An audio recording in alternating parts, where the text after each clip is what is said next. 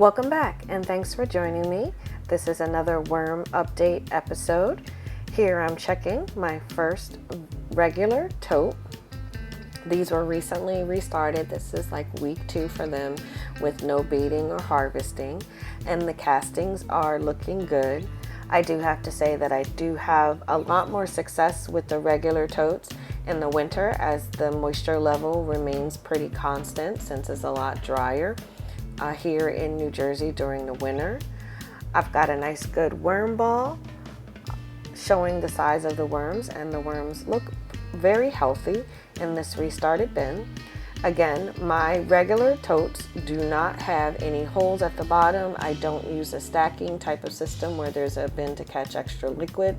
So any liquid that is created just stays within the bin. Since these bins were recently restarted, I'm going to focus more on trying to maintain the level of moisture in the bin as well as the amount of cardboard I add to the bedding. I'll be focusing on trying to make sure that the moisture level doesn't drop too low or get too high. But as far as these bins look, or this bin looks right now, it looks really good. So I'm just going to feed it up, add some shredded cardboard to bring the level of the mixture up, and then this bag is finished.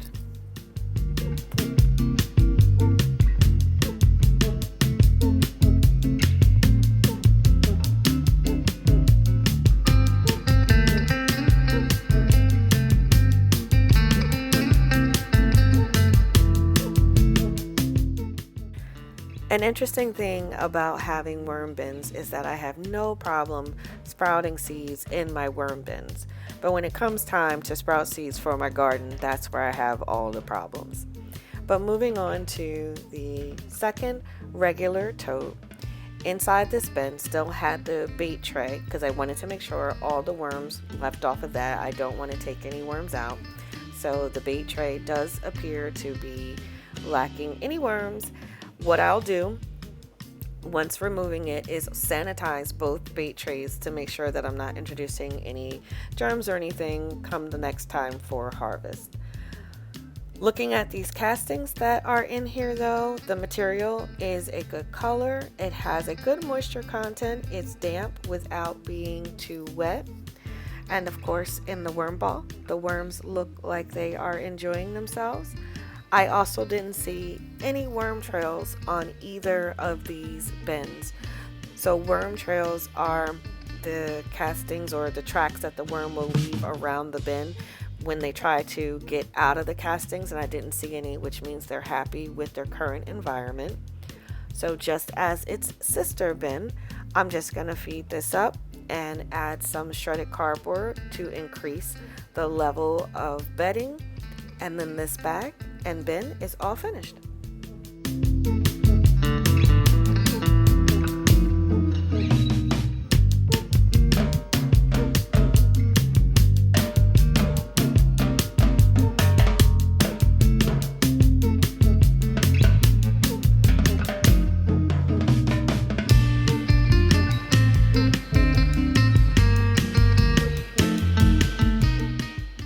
Moving over to the Vermi bag tote. With the Vermi bag totes, these are my favorite system because it's a lot easier to regulate the moisture content in these bins, and it's a lot easier to harvest these as they are inside of a tote in a tote bag. Even though the edges of this bin look to be dry, in the interior of the castings, it was a deep, rich color, which lets me know the moisture level is good and the worms are doing their job. So these bins always tend to be my better looking casting and bins, and they've had about a month now to restart. So it's been a good 4 to 6 weeks since these particular bins have been restarted.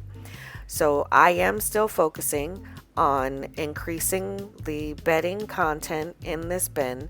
I think I have 1 to 2 more weeks where I'm going to add shredded cardboard to this bin before I stop and just focus on making sure that gets broken down.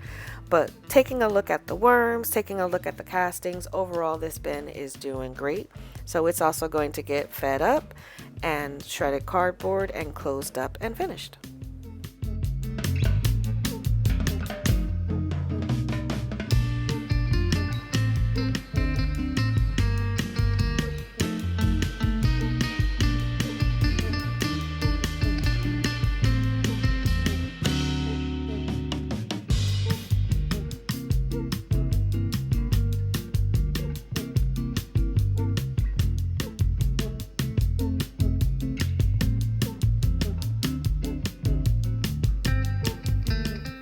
Now the Vermitote number 2, I did not cover the whole bin last week because I only fed one side, so I covered the side I fed.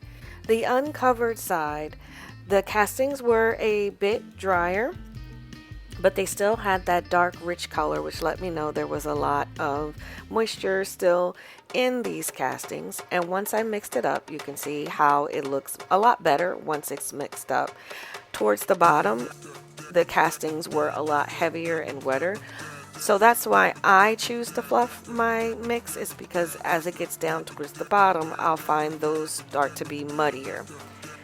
And once everything was mixed up, this is what the bin looks like. So the overall health of the bin, I give an A+. The castings aren't too wet. So I'm going to give it a slightly heavier feeding. Since these bins tend to dry out around the edges, I think it can handle it. We'll see what happens next week. But this one is going to get food, grit, and then closed up. And that completes the update for all of my tote bins.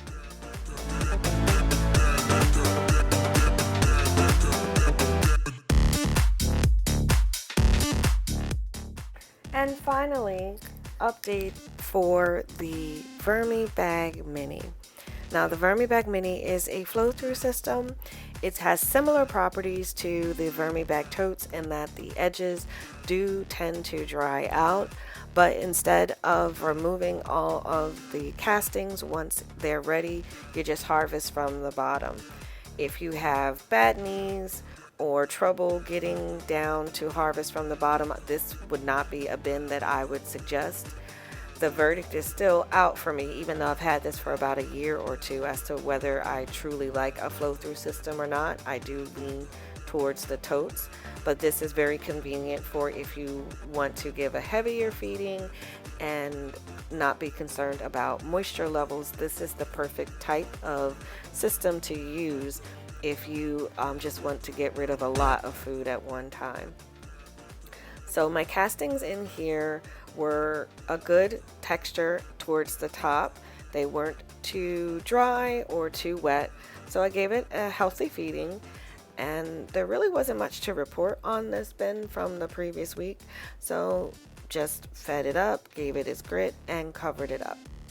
And that completes all of the updates for my bins.